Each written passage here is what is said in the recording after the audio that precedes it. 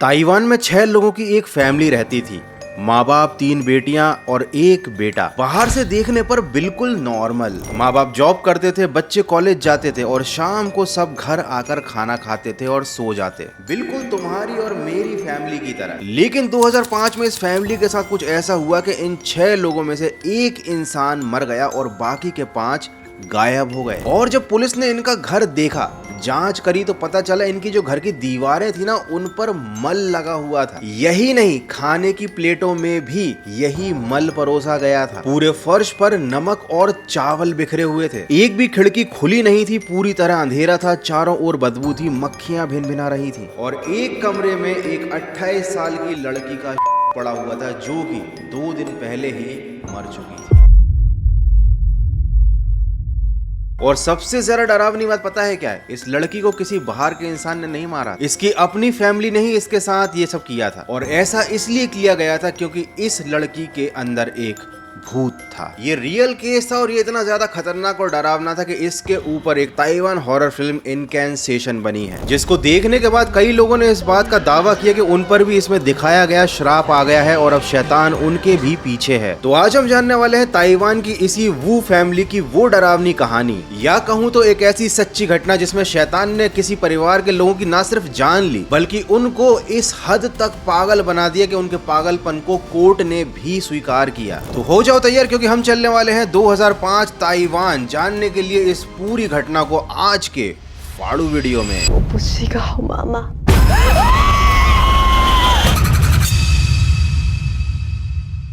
तो बात है फरवरी 2005 की। ताइवान के एक शहर में वू फैमिली रहती थी। मिस्टर वू और मिसेस वू के 4 बच्चे थे, 3 बेटियां और 1 बेटा। सबसे बड़ी बेटी ताइपेती में अपने बॉयफ्रेंड के साथ एक कन्वीनियंस स्टोर चलाया करती थी। दूसरी बेटी नर्स थी, तीसरी बेटी कॉलेज में पढ़ती थी और बेटा एक लोकल प्रिंटिंग हाउस में काम करता था। बिल्कुल एक नॉर्मल मिडिल क्लास फैमिली, कोई पागलपन नहीं, कोई क्रिमिनल रिकॉर्ड नहीं। लेकिन एक बात थी जो इस फैमिली को बाकी लोगों से कहीं ज्यादा अलग बना देती थी, वो था इन लोगों का हद से ज्यादा अंधविश्वास। मतलब ये लोग एक्सट्रीम लेवल के अंधविश्वासी थे। ये अलग अलग मंदिरों में जाया करते थे, दुनिया भर के देवी देवताओं की फोटो, तस्वीरें, मूर्तियां इनके घर में थी, पूजा पाठ, हवन, यज्ञ दिन रात इनके घर में चलता रहता था। और ये लोग पूजा पाठ के साथ साथ जादू टोने, तंत्र मंत्र और शैतान के एग्जिस्टेंस पर भी यकीन करने लग गए थे। अब ये सारी कहानी जो है ना, इसकी शुरुआत होती है इनकी सबसे छोटी बेटी से, जो कि कॉलेज में पढ़ती थी। वो विंटर वेकेशन में अपने घर आई थी और यहाँ पर ना उसको रात में बड़े बुरे और डरावने सपने आते थे। और ये कोई नॉर्मल बुरे सपने नहीं थे, इनमें बार बार उसको एक ताइवानी देवता दिखाई देता था, जिसको लोग बोलते थे द थर्ड प्रिंस। ये एक गार्जियन देवता माना जाता था जो बच्चों और परिवारों की रक्षा करता है। और अगर थर्ड प्रिंस किसी के सपने में आ जाए तो समझ जाओ उस इंसान को प्रोटेक्शन की बहुत ज्यादा जरूरत है। इसका मतलब उस पर कोई बड़ा खतरा आने वाला है। अब इन सपनों के आने तक तो सब कुछ ठीक था, लेकिन धीरे धीरे उसके सिर में भी दर्द रहने लगा और वो एक दिन बेहोश हो गई। अब चूंकि उस लड़की के साथ पहले ऐसा कभी कुछ नहीं हुआ था, तो उसके माँ बाप थोड़ा घबरा गए और उनको लगा कि शायद उनकी बेटी की आत्मा उनके शरीर से निकल गई। अब ये लाइन बोलते टाइम मुझे भी थोड़ा फनी लग रहा था, लेकिन ताइवान में कुछ लोगों का मानना है कि डर, सदमे या नींद के दौरान इंसान की आत्मा उसके शरीर से बाहर निकल सकती है और जब तक आत्मा वापस नहीं आती तब तक इंसान बहुत ही ज्यादा कमजोर या तो कहें वल्नरेबल स्टेट में रहता है। अब ये लोग अंधविश्वासी तो थे ही, तुरंत भागे मंदिर की तरफ, पूजा पाठ करी, अनुष्ठान किए। इन्हें लगा सब कुछ सही हो गया, लेकिन सब कुछ तो अब बिगड़ने वाला था, क्योंकि छोटी बेटी ने अब ये बताया कि थर्ड प्रिंस ने उसे सपने में आकर एक संदेश दे दिया है। संदेश ये है कि सबसे बड़ी बहन को घर वापस बुला लो क्योंकि उसकी जान को खतरा है। अब वू फैमिली ने इस बात को बहुत ज्यादा ही सीरियसली ले लिया। अगले दिन ही माँ 4-5 घंटे लगातार ड्राइव करके बड़ी बेटी के शहर ताइपेती पहुंची और उसको लेकर वापस अपने घर आ गई। अब बड़ी बेटी को कुछ समझ में तो आ नहीं रहा था कि ये चल क्या रहा है, लेकिन फिर भी ठीक है, घर वालों का मैटर था तो इसलिए उसने ज्यादा कुछ कहा नहीं। घर का माहौल अच्छा था, सब लोग खाना खा रहे थे, हंसी खुशी का माहौल था और बड़े दिनों के बाद पूरी फैमिली एक साथ एक छत के नीचे बैठी थी। अब उस रात जब बड़ी बेटी सोई तो उसको बड़ा डरावना सपना आया। इतना डरावना सपना आया कि उसके बाद वो सो ही नहीं पाई, उसकी आंखों से नींद उड़ गई और ये डरावने सपनों का सिलसिला रोज शुरू हो गया। एक दिन तो वो खुद को थप्पड़ मारने लगी नींद में। उसने अपने हाथों को, पैरों को, चेहरे को अपने ही नाखूनों से नोचना शुरू कर कर दिया। वो खुद को इतना ज्यादा नुकसान पहुंचा रही थी नींद में कि उसके परिवार वालों को उसको संभालने के लिए रस्सियों से बांधना पड़ा उसे। अब अगले दिन क्या होना था, ऑब्वियसली उसके माँ बाप उस बड़ी बेटी को भी मंदिर लेकर चले गए। देखो, मंदिरों में ले जाने में या फिर पूजा पाठ पर विश्वास रखने में कोई बुराई नहीं है, लेकिन यहाँ इस घटना को सुनाते टाइम इस बात पर मैं बार बार जोर इसलिए दे रहा हूँ क्योंकि इस फैमिली का जो अंधविश्वास था ना, उसी की वजह से इनके साथ ही इतनी बड़ी घटना घटी थी। अब कुछ दिनों के बाद जब इनकी बड़ी बेटी ठीक होने लगी तो इन लोगों ने सोचा कि क्यों ना अब उसको वापस उसके घर ताई पेती भेज दिया जाए। लेकिन तभी अचानक उनको एक फोन कॉल आया। किसी को नहीं पता चला कि वो फोन कॉल किसने किया था, सामने वाले ने क्या बोला, लेकिन वो फोन कॉल रिसीव किया था घर की बड़ी बेटी ने। और जैसे ही उसने फोन को रखा,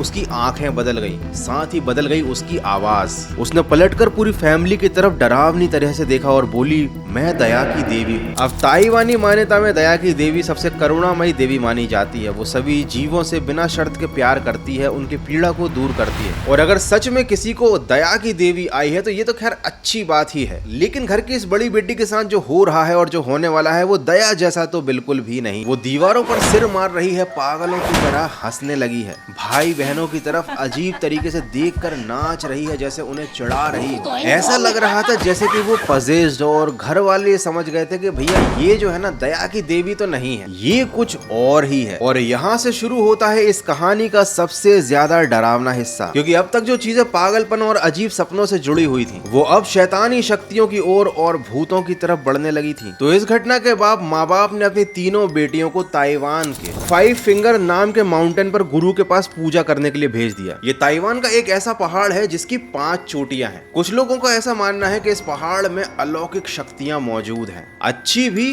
और बुरी भी। अब तीनों बहनें वहां एक मंदिर में रहकर ध्यान करने लगी ताकि उनके अंदर जो भी बुरी शक्तियां हैं, जो भी नेगेटिव एनर्जी है वो निकल जाए। और इधर पर माँ बाप और बेटे ने शुरू किया घर पर शुद्धि का काम। अब इन सब से तुम समझ ही गए होगे कि ये पूरा परिवार इन सारी डरावनी घटनाओं से कितना ज्यादा डर गया था। और ये एक बड़ी कॉमन सी बात है, किसी के साथ भी ऐसा होगा तो वो डर ही जाएगा। अब इन लोगों ने अपनी घर की शुद्धि करने के लिए, घर की साफ सफाई करने के बाद वहां पर एक धार्मिक गुरु को, मतलब कहें तो एक आध्यात्मिक गुरु को बुलाया। अब कुछ कदम घर में अंदर आने के बाद ही जो आध्यात्मिक गुरु थे वो पलटकर वापस जाने लगे। उनका कहना था कि तुम्हारा घर जो है ना वो है टी जंक्शन। टी जंक्शन मतलब वो जंक्शन नहीं जहां बैठ के लोग टी पीते हैं। बेसिकली ये वो पॉइंट होता है जहां पर सारी शैतानी शक्तियां आकर इकट्ठा हो जाती हैं। तो उन गुरु के हिसाब से इस घर में बहुत खतरनाक शक्तियां हैं। ये एक ऐसी जगह बन चुकी है जहां पर नेगेटिव एनर्जी इकट्ठा हो रही है। और अगर तुमको अभी भी नहीं समझ में आ रहा कि टी जंक्शन हाउस क्या होता है, तो एक ऐसा घर जिसके सामने आकर सड़क खत्म होती है, मतलब सड़क आ रही है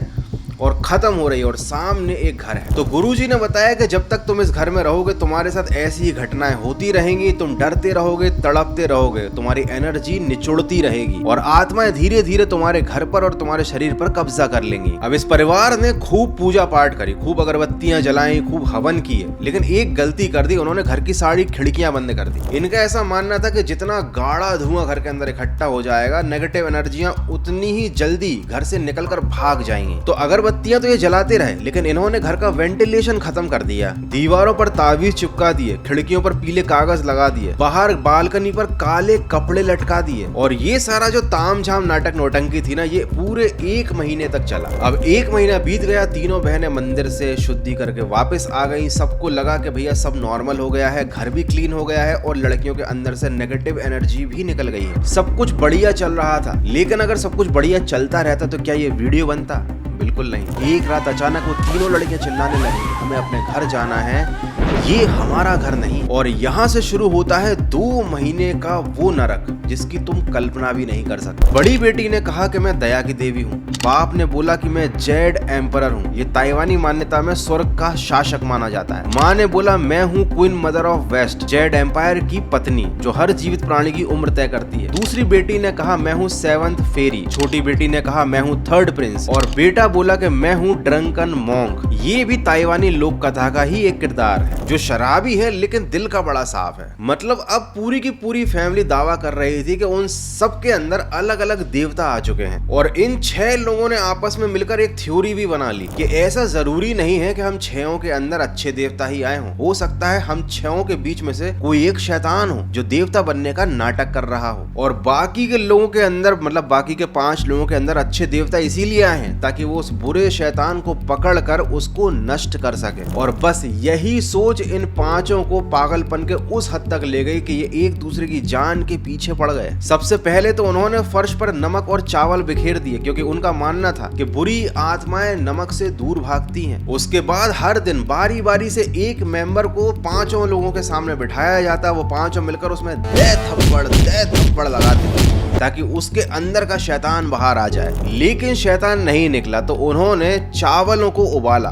उसको चिपचिपा बनाया और एक दूसरे के शरीर पर मलने लगे, नमक लगाने लगे, एक दूसरे को मारने लगे झाड़ुओं से। इन सब से भी काम नहीं चला तो लाठी मारने लगे एक दूसरे के ऊपर, और उसके बाद एक दूसरे को जलती हुई गर्म अगरबत्तियों से दागने लगे। अब ये सब करने का भी कोई फायदा नहीं निकला, क्योंकि सभी ये दावा कर रहे थे कि हम अच्छे देवता हैं। कोई ये मानने को तैयार ही नहीं था कि उसके अंदर शैतान है। तो इन सब ने मिलकर एक नया तरीका निकाला शैतान को ढूंढने का। बेसिकली ऐसा लग रहा है कि ये लोग रियल लाइफ में अमोंग अस खेल रहे हैं और ये पता लगाना चाहते हैं कि हमारे बीच में इम्पोस्टर है कौन। अब इन लोगों ने सोचा कि ना हमारे अंदर अच्छी आत्मा रहे ना बुरी आत्मा रहे, हम इतनी गंदगी मचा लेंगे कि सारी आत्माएं निकल जाएंगी, क्योंकि ताइवानी कल्चर में ऐसा माना जाता है कि आत्माएं गंदगी से नफरत करती हैं, अब वो आत्मा अच्छी हो या बुरी हो। और इसके बाद इन लोगों ने वो कांड किया जिसको सुनकर तुम लोगों को उल्टी आ जाएगी। तो अगर तुम कुछ खाते हुए ये वीडियो देख रहे हो तो वीडियो को पॉज करके पहले खाना खा लो, या फिर खाने को साइड में रखने के बाद इस वीडियो को कंटिन्यू करो, क्योंकि इन लोगों ने अब गंदगी की हद पार कर दी है। इन्होंने दीवार पर अपना मल लगाना शुरू कर दिया, एक दूसरे के ऊपर ये अपनी पट्टी लगा रहे हैं, पेस्ट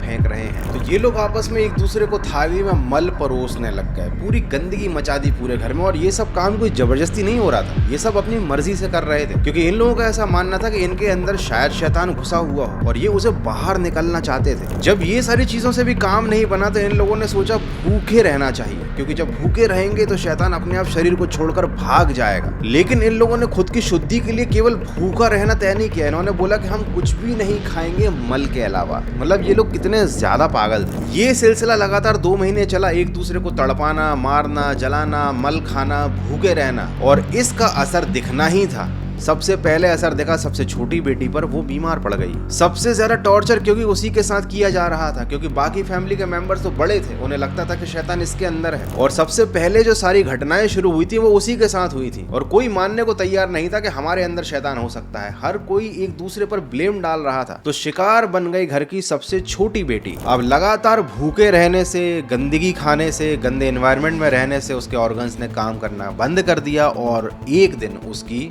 मौत हो गई। 11 अप्रैल 2005 को मिस्टर वू अपने पड़ोसी मिस्टर ए के दरवाजे पर आया और उसने कहा कि एम्बुलेंस बुलाओ। जब तक पड़ोसी ने दरवाजा खोला मिस्टर वू गायब हो चुका था। अब वो पड़ोसी आवाज तो सुन चुका था, तो वो मिस्टर वू के घर पे गया। तीसरी मंजिल पर उनका घर था, उसका दरवाजा खुला हुआ था, उड़कर उस घर के अंदर से मक्खियां बाहर आ रही थी। और अंदर जाकर जब मिस्टर ए ने नजारा देखा तो भैया उल्टियां कर दी मिस्टर ए ने। और ये नाम मैंने मन से नहीं दिया, रियल में उस आदमी का नाम मिस्टर ए ही था। उसने तुरंत पुलिस को कॉल किया। पुलिस ने आकर ये सब देखा, पूरी दीवारें मल से सनी हुई थी, खाने की प्लेटों में मल रखा हुआ था, फर्श पर नमक चावल गंदगी का मिक्सचर था, हवा में इतनी ज्यादा बदबू थी कि सांस लेना मुश्किल था। 2 दिन पहले मर चुकी उस लड़की का शव पड़ा हुआ था। घर के बाकी 5 सदस्य गायब हो चुके थे, क्योंकि उनके अंदर कोई शैतान या देवता नहीं था। अब उनको कानून का डर लग रहा था, उनको लग रहा था कि मामला गड़बड़ हो गया है, अब हमको पड़ेंगे पुलिस के डंडे। लेकिन इन लोगों के दिमाग का अंधविश्वास निकला नहीं। ये लोग कहाँ गए होंगे सोचो, छुपने के लिए एक मंदिर के अंदर। जब पुलिस ने इन 5 को पकड़ा तो उनके शरीर पर काले नीले निशान थे अगरबत्ती से जलाए जाने के। जब पुलिस ने उसके पिता से पूछा कि भैया बताओ क्या हुआ है, तो उसने बताने से मना कर दिया। उसका कहना था कि अगर मैंने अपना मुंह खोला तो वो शैतान जो चला गया है वापस आ जाएगा। उसकी माँ ने भी कुछ भी बताने से मना कर दिया। माँ का कहना था कि हमारी बेटी को कुछ नहीं हुआ, उसके अंदर के शैतान को हुआ है, जो भी हुआ है वो शैतान मर गया है, और अगर तुमने हमसे इस बारे में बात करी तो वो शैतान इस दुनिया में वापस लौट आएगा। अब पुलिस समझ गई थी कि इन सब की सटक गई है। उन्होंने साइकोलॉजिस्ट को बुलाया, इन 5 को अलग अलग सेशंस दिए। लेकिन बाद में ये पता चला रिपोर्ट में कि इन लोगों को किसी भी तरीके की कोई भी मानसिक बीमारी नहीं थी, ना शिज़ोफ्रेनिया और ना ही कोई और डिसऑर्डर। ये लोग सब बिल्कुल नॉर्मल थे। लेकिन जब ये 5 एक साथ होते थे ना, तो ये एक श्रेड डिल्यूजन में चले जाते थे, मतलब एक कलेक्टिव साइकोसिस। मतलब ये सब लोग जब अलग अलग होते हैं तो बिल्कुल नॉर्मल होते हैं, लेकिन जब ये 5 मिलते हैं तो भाई ये लोग थोड़ा सा क्रेजी हो जाते हैं। इसको कहा जाता है हिंदी में सामूहिक पागलपन, जहां एक इंसान का विश्वास बाकी सबको चपेट में ले लेता है कि नहीं खाना पीना नहीं है, एक दूसरे के अंदर के शैतान को बाहर निकालना है, एक दूसरे को मारना पीटना है, चाहे जान चली जाए। और इसी पगलेपन ने या तो कहें अंधविश्वास ने इस पूरी फैमिली को